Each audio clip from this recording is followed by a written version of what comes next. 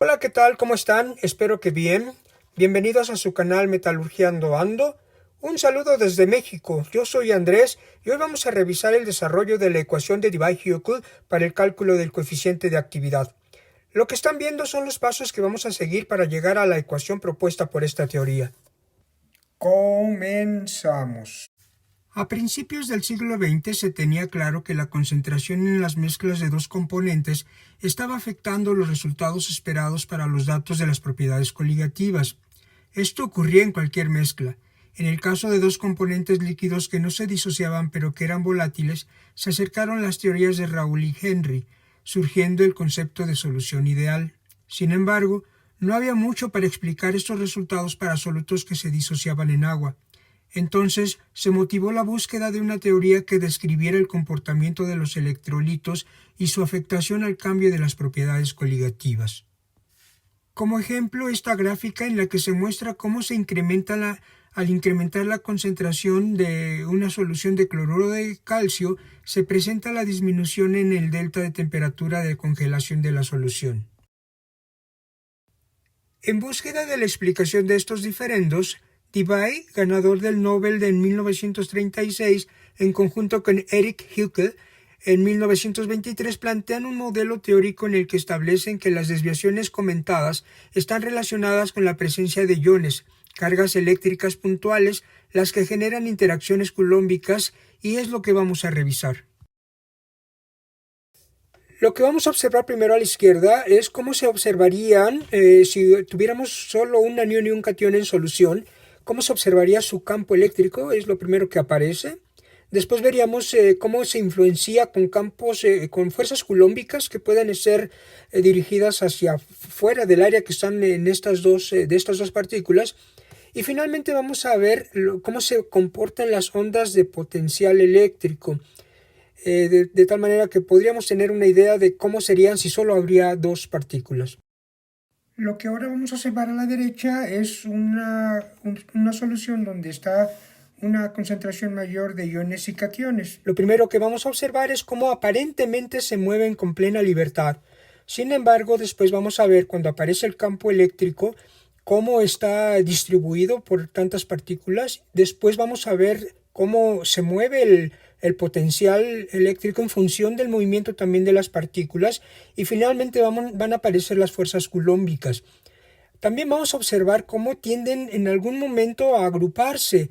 Este es el punto de partida de donde surge la teoría de Debye-Hückel, a partir de esa idea de que se pueden agrupar en función de sus cargas. Tanto aniones como cationes pueden llegar a formar grupos. A partir de esos grupos es que inicia el análisis de la teoría. Partiendo entonces de la idea de que los aniones y los cationes pueden formar grupos, pensemos en un grupo que tenga una forma esférica y partamos de ahí para iniciar el cálculo de lo que sería la influencia de un solo ion central, que puede ser catión o puede ser anión, pero que nos sirva de referencia para poder empezar a hacer cálculos. Y vamos a tomar esa parte que está ahí en el centro y pensemos que es un catión. Antes de continuar con nuestro análisis, vamos a hacer una mención de los conceptos y herramientas que van a ser necesarias para entender los planteamientos de la teoría que ellos desarrollaron. Tenemos primero el concepto del campo eléctrico, después el del potencial eléctrico. Podemos observar que en ambas ecuaciones son muy similares, excepto que por la distancia r, en el caso del campo eléctrico es r al cuadrado, mientras que en el caso del potencial es simplemente r. Después hacemos uso de la primera ley de la termodinámica, en donde el trabajo a considerar queda expresado como el producto del potencial por la carga. Dicho trabajo termina siendo la energía de Gibbs. Por otra parte, la ley de Gauss se expresa para el campo eléctrico como el gradiente del potencial. La ecuación de Poisson dice que el gradiente del campo eléctrico es igual al cociente de la densidad de las cargas entre la permitividad del medio. La ecuación de Poisson-Laplace dice que el laplaciano del potencial es menos el cociente de la densidad de cargas entre la permitividad del medio. Como parte de las matemáticas que se van a utilizar está la linealización de una función del tipo e a la menos x, y que para nuestro caso va a ser útil solo utilizar los dos primeros términos. Esto porque el cociente se está haciendo más pequeño conforme la serie va creciendo. Entonces, por esa razón se toman solo los dos primeros términos como aproximación del valor. También vamos a revisar el laplaciano en coordenadas esféricas, dado que estamos considerando que nuestro tema es una esfera, y para este caso ya está ahí desarrollado el laplaciano del potencial eléctrico. Otra parte de las matemáticas es la solución de una ecuación diferencial lineal de segundo orden que tiene esta forma. Ya entrando en el caso del tema del desarrollo, vamos a ver primero los potenciales involucrados. En el sistema que estamos analizando no hay cambio de temperatura, volumen o presión, de modo que el único trabajo que se realiza está relacionado con los potenciales que se van a establecer en la solución. Entonces vamos a distinguir dos potenciales que sumados darán un potencial total, y que esta es la expresión matemática que los va a representar. Un potencial total que es la suma de la contribución de dos potenciales, que por un lado es el potencial que yo denomino ahí como Q, que es el potencial establecido por una sola partícula, más el potencial que vamos a llamar N, que es el potencial de la nube que está involucrada en toda la solución que estamos analizando. Todo el electrolito en su conjunto va a representar phi de N. De la ecuación anterior, el potencial más inmediato es phi de Q, porque se utiliza directamente el concepto de potencial eléctrico, en donde aquí lo relevante es que Q, que es la carga que queda como definición de potencial eléctrico, se va a sustituir por Z, que es la valencia de la partícula en solución, y por E, que es el valor de la carga elemental. Por otro lado, también tenemos como un dato relevante, es que el medio en el que están disueltos los iones entra a jugar con el producto de la permitividad del vacío por su permitividad relativa, dando así la permitividad del medio, que en este caso va a ser agua.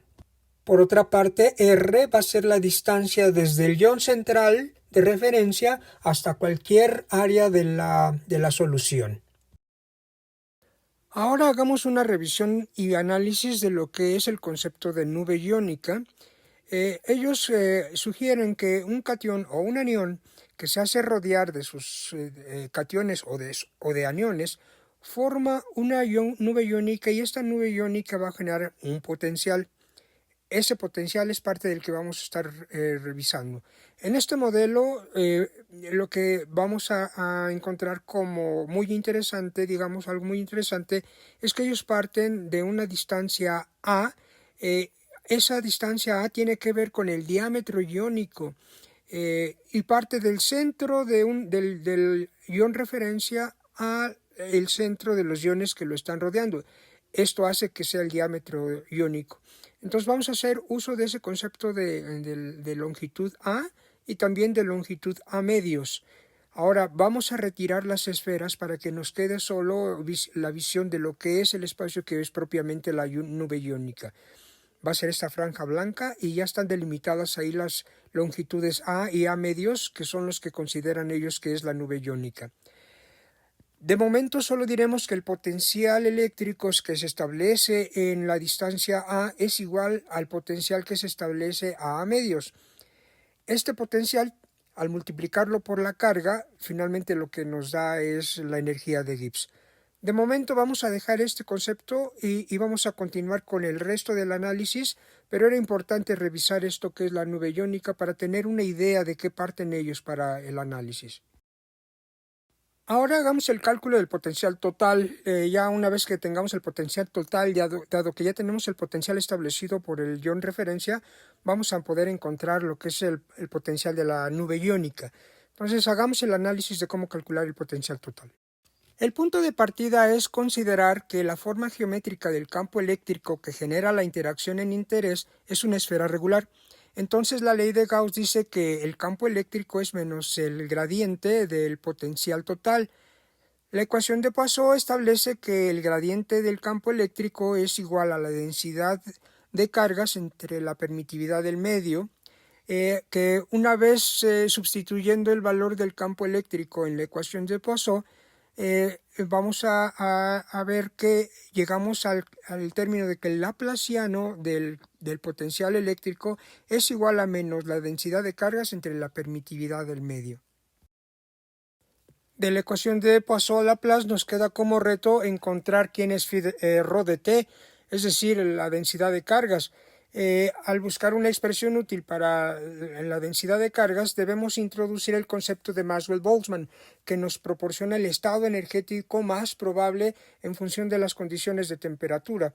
Entonces, esta ecuación, así se llama, la ecuación de Maxwell-Boltzmann, y nos vamos a auxiliar de ellas para encontrar cuál sería el estado energético más probable en función de la temperatura y quedaría, desde luego, en función de las concentraciones. Lo que se hace es encontrar, al multiplicar la función de Maxwell-Boltzmann por las concentraciones, vamos a encontrar una concentración promedio, que es la que la vamos a utilizar para encontrar la densidad de cargas.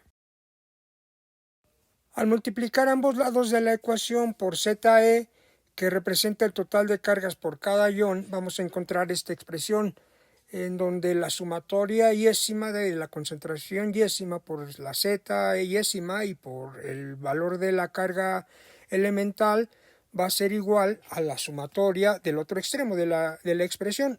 Entonces acabamos de meter ZE como nuevo elemento a esta ecuación, y entonces esto nos va a dar ρ, que es la densidad de cargas, es decir, cuando multiplicamos la concentración de yésima por la valencia y por la carga elemental y por la ecuación de Maxwell-Boltzmann, vamos a encontrar la densidad de cargas en toda la solución, que al sustituir la ecuación de Poisson-Laplace, esta expresión para ρ de t, vamos a llegar a esta última expresión. Quedando entonces la ecuación del laplaciano para el potencial eléctrico de esta manera, en donde el término que pues, es un poco complicado de resolver sería el neperiano, y lo que en este caso se utiliza es la herramienta linealizando esa expresión y después hacer una aproximación descartando los términos que van creciendo en el denominador, se hacen más pequeños, entonces los podemos despreciar y vamos a hacer una aproximación quedándonos con los dos primeros términos. Esta ecuación completa ya se resolvió, tiene solución analítica, pero evidentemente se requiere la computadora y buen rato de trabajo para poder llegar al valor exacto, pero para efectos de este análisis con los dos primeros términos, ellos se quedaron y ellos terminaron, tanto Debye como Huckel se quedaron con esta expresión para poder hacerla más práctica. Se puede observar que conforme crece el denominador, el cociente se hace más pequeño. Entonces, podemos despreciar los términos y nos quedamos solo con los dos primeros. Haciendo la sustitución del valor encontrado a la hora de linealizar el exponencial, encontramos esta expresión en donde nos queda una suma, porque ahí hay implicada una sumatoria, del producto de las concentraciones I por ZI, por EDI, que son las cargas de cada uno de los iones que está en solución, y como es una solución neutra, como todas las soluciones son neutras, esa expresión se va a cero, de tal manera que lo podemos ir acortando. El concepto de fuerza iónica ya se conocía antes de que Debye y Huckel realizaran este análisis. Su definición es esta. Entonces podemos escribir la expresión anterior introduciendo esa variable de fuerza iónica de este modo. Y aquí lo relevante es que cuando llegaron a este punto no se imaginaron llegar a la expresión de la fuerza iónica. Esto fue un descubrimiento para ellos, o llegaron sin querer a esta expresión, y esto fortaleció el concepto de fuerza iónica que ya se manejaba con anterioridad. Ahora vamos a revisar que operando algebraicamente podemos llegar a esta otra expresión. En la expresión que aparece aquí al final estamos introduciendo o cambiando la concentración yésima que está actualmente en moles por litro a que quede con el número de Avogadro, que es N, que es una mol, y este número de Avogadro va a quedar por litros. Esta parte es importante tenerla en cuenta porque después hay que cambiarla a metros cúbicos para que pueda quedar insertada en una última ecuación. Esto ténganlo en cuenta para posterior. Podemos escribir esta expresión donde vamos a encontrar algo que surgió como concepto en la expresión de Debye-Jekyll, que es esto que está encerrado en rojo y que vamos a denominar K cuadrada. Esa K cuadrada tiene dimensionalmente dimensiones de 1 sobre metro. Esta expresión se toma o se considera que es el espesor de la nube iónica. Y es interesante cómo se le dio uso posterior a todo esta expresión que aparece aquí y se le denomina K cuadrada. Entonces el laplaciano del potencial eléctrico va a ser igual a K cuadrada por phi de t.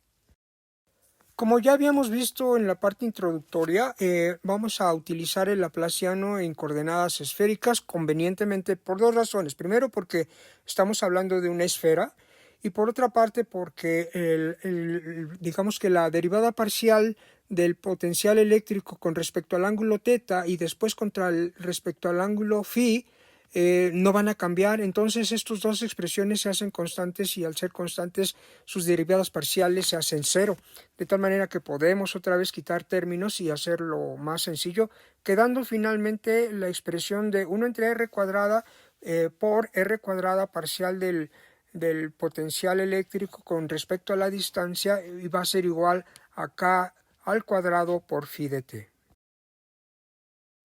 Para resolver la ecuación anterior vamos a hacer un cambio de variable y vamos a sustituir esos valores o esos nuevos valores al hacer el cambio de variable en la ecuación anterior y resolvemos algebraicamente.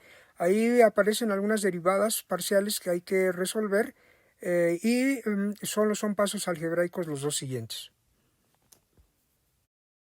Aquí seguimos eliminando términos y llegamos finalmente a una ecuación diferencial de segundo orden que ya tiene una solución hecha y es la que aparece abajo, en donde sustituyendo y por phi de t por r en la expresión vamos a llegar a esta última ecuación donde si r tiende a infinito el segundo término se hace cero y entonces lo vamos a eliminar también. A1, que es una de las constantes de integración, queda finalmente con estos términos y que al sustituirlo al phi total llegamos a esta otra expresión. Recordemos que phi total era la suma de la contribución de phi de q más phi de n y entonces sustituyendo vamos a encontrar esta otra expresión donde nos va a quedar el término phi de n y del cual podemos despejarlo para que ya queden como una función de todos esos términos. Todos ellos ya conocidos y se observa, todos son valores a los que ya podemos tener acceso. Seguimos haciendo álgebra y llegamos a esta otra expresión en donde esta es válida solo para R cuando va desde 0 hasta A, pero después de A, la longitud A, la densidad de cargas es constante e igual cuando estamos a A. Entonces podemos escribir la siguiente expresión, quedando phi de n ya como un potencial que solo depende de la longitud A, que en este caso es el diámetro del ion. Para encontrar la energía potencial electrostática que experimenta un ion referencia, debemos multiplicar el potencial phi de n por la carga del ion referencia, en este caso es ZE.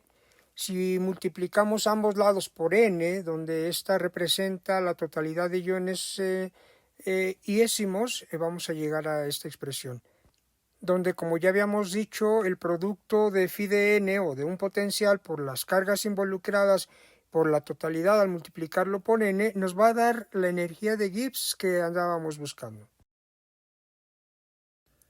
Dado que cualquier ion puede ser referencia, pero también puede ser parte de la nube iónica, debemos llegar a una expresión que contempla todos los iones y dividir entre 2 para evitar multiplicidad.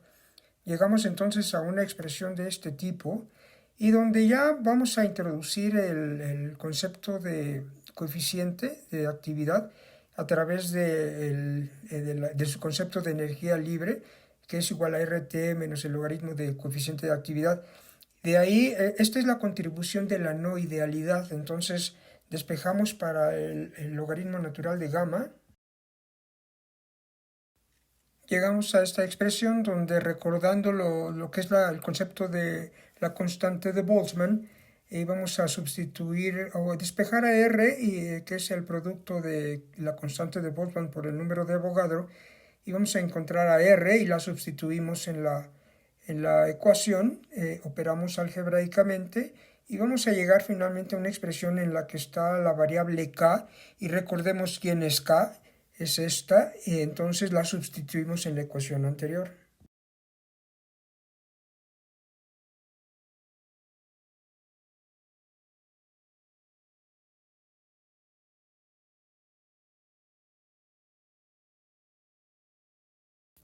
Llegamos a esta expresión donde podemos observar que contiene todos prácticamente parámetros conocidos y quedan variables como la temperatura o la permitividad relativa, que pudiéramos en un momento dejarlas como variables. Entonces vamos a agrupar términos y vamos a encontrar los coeficientes de Debye-Hückel, que es A y B. Todos lo que está encerrado en círculo del lado izquierdo es A y la que está del lado derecho es B, de tal manera que al final la expresión la podemos escribir de este modo. Con lo que finalmente hemos llegado a la expresión buscada, a la ecuación de Debye-Hückel. Entonces, así queda expresada. Esta es la forma de calcularla, así es como se operó para poder llegar a ella.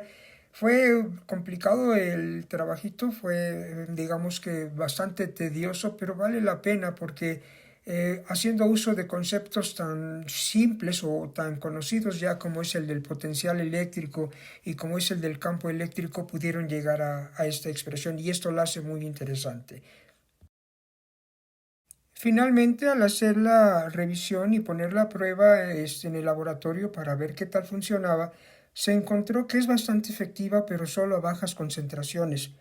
Entonces, pudiéramos pensar que no es tan efectiva la ecuación. Sin embargo, la parte más importante de este análisis y de esta teoría es que es la que se utiliza actualmente para hacer todos los ajustes necesarios y aproximarse más a las curvas experimentales, digamos que agregando variables o agregando parámetros que nos hacen que pueden funcionar mucho mejor para electrolitos concentrados. Lo valioso de esta teoría es que ahora da la base para poder buscar todos los ajustes necesarios e intentar colocar nuevos parámetros y nuevos ajustes, y algunos de esos modelos nuevos han sido bastante aceptados. Entonces, ese es lo importante de la teoría establecida por Debye-Hückel, que sirve de base para los estudios que se siguen haciendo en la actualidad. Muy bien, esto es todo por hoy. Espero que este video te sea útil. Si es así, dale like y comparte. Y recuerda que la metalurgia se disfruta más con un buen café. Hasta la próxima.